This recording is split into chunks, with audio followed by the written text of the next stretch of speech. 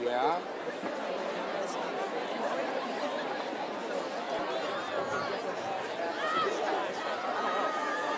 Yeah, but you're not gonna piss him off about it.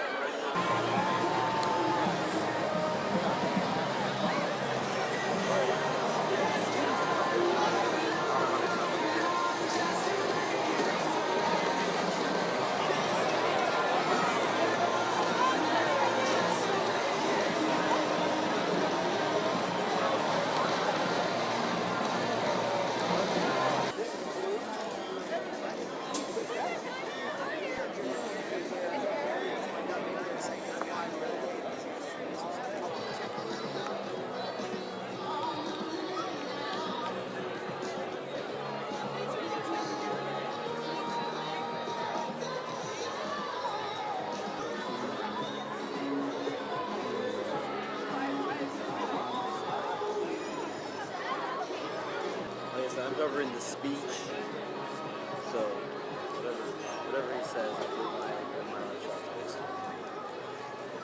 What I want to know is what he's planning on doing the next 5 days. I know he's coming back to Springfield.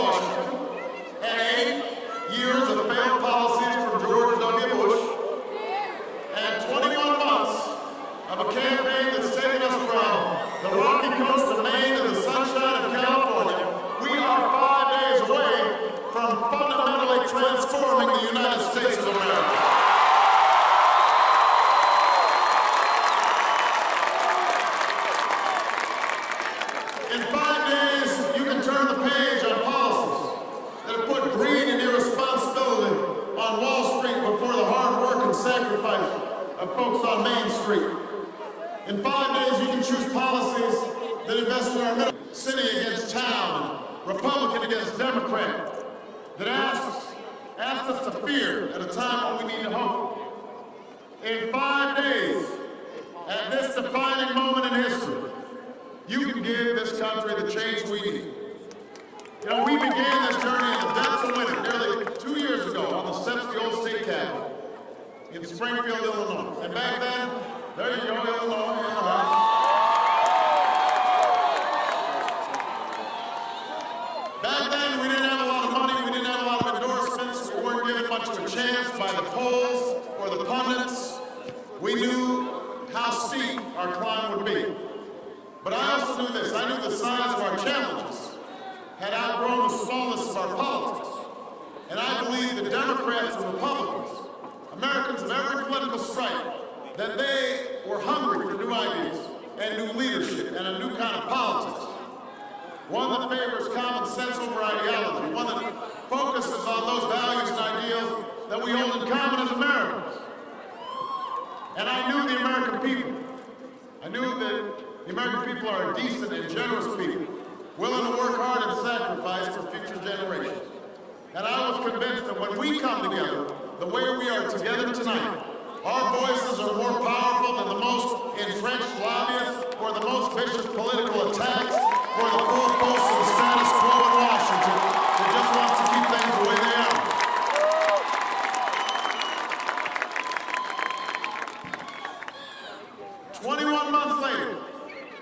My faith in the American people has been vindicated.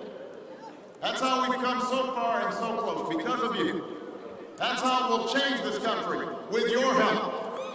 And that's why we can't afford, right now, to slow down or sit back or let up for 1 day, 1 minute, 1 second of the next 5 days. Not now, not when there's so much at stake. We've got to go win an election right here in Missouri.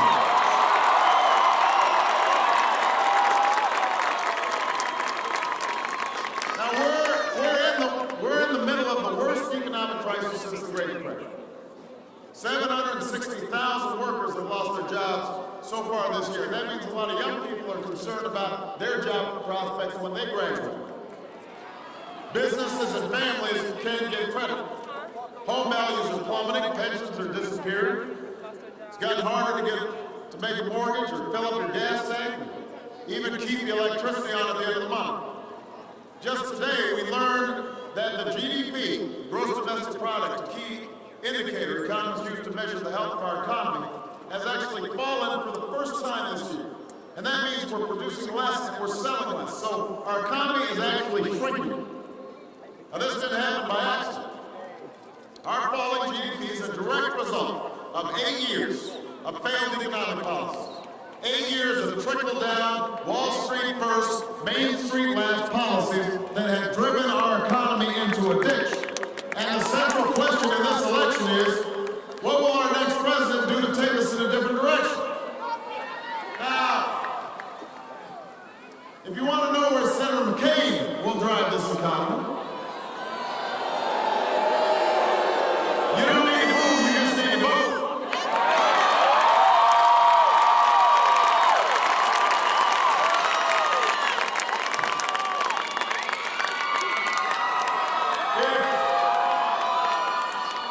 If you want to know where Senator McCain wants to drive the economy, just look at the rearview mirror. Because when it comes to our economic policies, John McCain, he's ridden shotgun next to George Bush every step of the way.